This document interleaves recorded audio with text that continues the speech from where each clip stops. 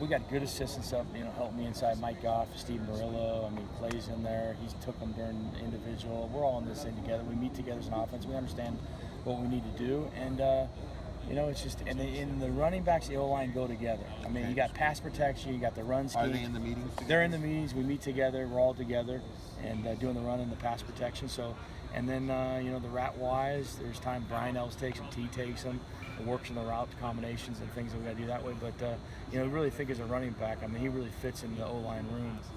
So it's an easy transition. Okay. You got 4 weeks left. Yeah. Can you do anything with the offensive line in terms of fundamentals that might be a little different than what's going on? It would be how much change or any change at all? I told the guys that, hey, I'm leaning upon them to help me understand what they've done in terms of, different line calls and things like that. And, I want to win on Saturday. That's number one thing. And whatever it takes to win, we're going to win. So whatever I can bring to the table and help this offensive staff be successful, that's what I'm here for. How was the change given to you or broken down to you, the switch? I met with Coach Helton in his office, and he told me what we're going to do, and I took the orders and moved with it. When was that? He told you? I believe it was Monday morning. He told me. Yeah, Monday morning that he told me that this is what we're going to do and this is how we're going to do it. And I said, okay, Coach. I mean, he's the head man, and we got games to win, and however I can help.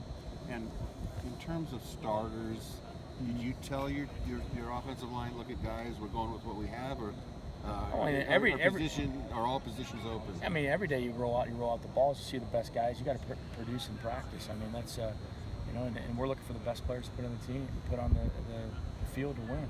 So I mean, it's nothing's locked around here. So in other words, you feel comfortable. You need to make a change. Absolutely, absolutely. Okay. Yeah. I mean, that's you got to win every day. You got to get better than you were yesterday. It's today.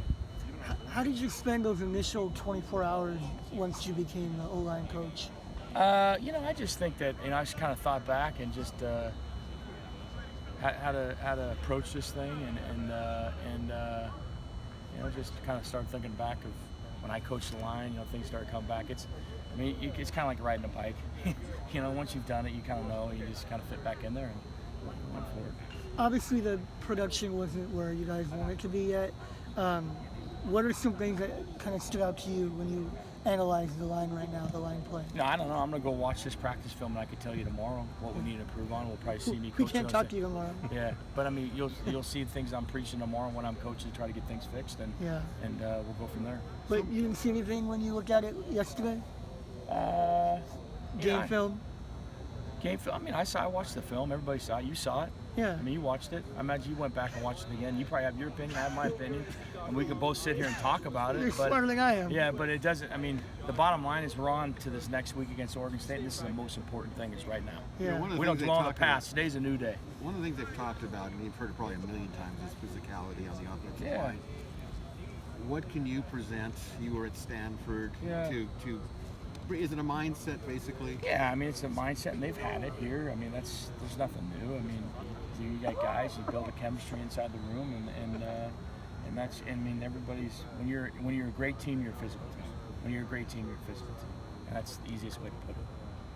Tim, apologies if these guys asked you it earlier, but how much can you really change up with 3.5 days before you jump on a plane to Corvallis? Yeah, I'm kind of tweaking with things and see what they can take and what they can adapt to, and they've done good things here. I mean I'm just taking off where we left and trying to make it better. So it's how much I don't know. I could tell you after this practice, as the week goes on and more I meet with them, I get a feel for them. What's been your biggest emphasis for this group?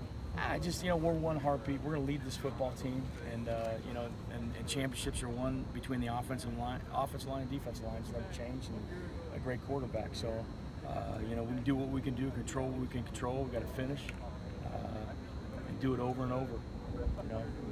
What kind of improvements can they make? I'll tell you tonight after I watch the film.